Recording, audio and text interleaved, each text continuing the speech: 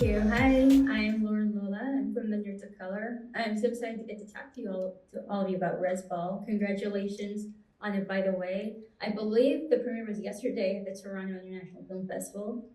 So yeah, I hope it went well for all of you. Sydney, I wanted to start with you as writer and director of Rez Ball.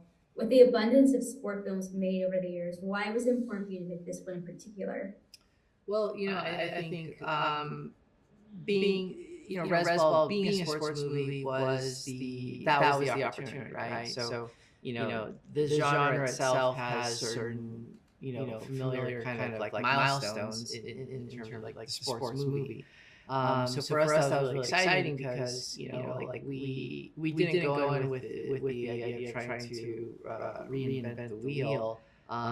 We knew what a sports movie was, but the where we had the opportunity to sort of deviate, do something different was in the how. And so that's where the Navajo language, the Navajo culture, and sort of the indigenous experience, we were really able to kind of tell that story to an audience that might not be familiar with it through the sports movie genre.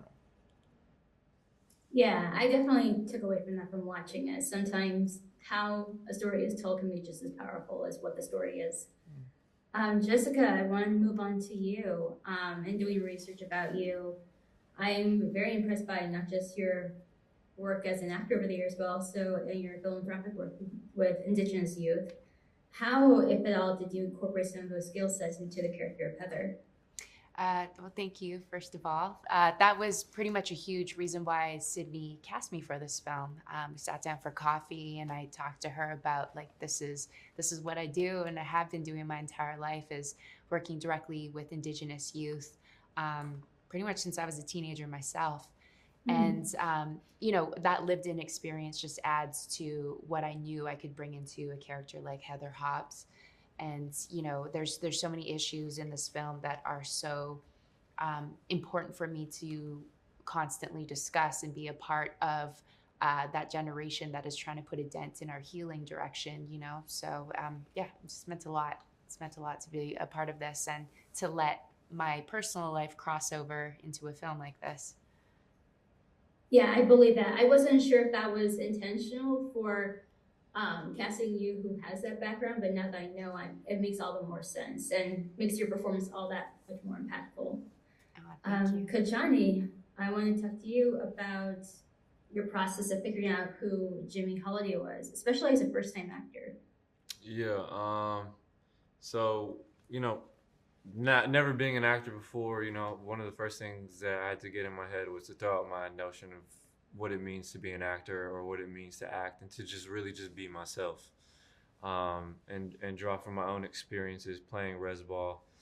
But also, one of the things I also did do to prepare for this film and to get a little bit more insight of what Jimmy's world might look like was there was a documentary on Netflix called Basketball or Nothing that followed and details the life of kids growing up on the Navajo reservation, and what Rez Ball meant to them on and off the court, and what they were dealing with. And that really also helped me get an idea of what Jimmy's world growing up on the Navajo reservation might look like and feel like. I didn't know that there was a documentary that also focused on that, that's also on Netflix. For anyone who is maybe watching Rez Ball for the first time, would you recommend watching that documentary beforehand as well? Beforehand, I think you don't have to watch it beforehand to understand this movie Rez Ball. But if you wanted to, independent of each other, I would still recommend people to go watch it. Okay, good to know. So like I mentioned at the top of the interview, the premiere was yesterday at TIFF. How are you all feeling now that it's been shown to a public audience? It feels great. Feels great. I think just for myself, having lived with this through the writing process, through the pre-production process, and shooting and post and editing. You've seen it so many times, and you get very granular on so many different aspects and details of the film. To finally be able to share that with an audience is, that's it's like, oh yeah, this is the reason to bring us all together here again. So it's like, I think to hear people laugh, to hear people cry in the theater last night, that's, as a filmmaker, that's what you live for. Yeah. Oh, that's wonderful to hear. I'm glad that people are responding so warmly to it. Jessica, Kauchani, did either of you want to add to that? Is adding on to that, everything she said, but also not to look too far ahead. But I'm also now looking forward to September 27th when it drops worldwide and the world can see it. So go watch Rez Ball September 27th on Netflix. Yes, absolutely. And I did have one other question before we wrap up. Who would you say is Rez Ball for? Rez Ball is for anyone who's a fan of underdog stories. If you're a fan of underdogs, and if you're a fan of people who overcome adversity, this movie's for you. Nice. And Jessica, Kauchani, real quick, did either of you also want to chime in on your thoughts on it? Yeah, I think also what I really enjoy that's happening on a global level is just more mental health awareness that's happening. And also, I when this movie, as Chani says, drops, I'm hoping that people understand it's not just Indigenous, happens to be an Indigenous story, but that on a global level, everyone sees something in themselves too in terms of mental health. And yeah, that it resonates with them. Yeah, definitely.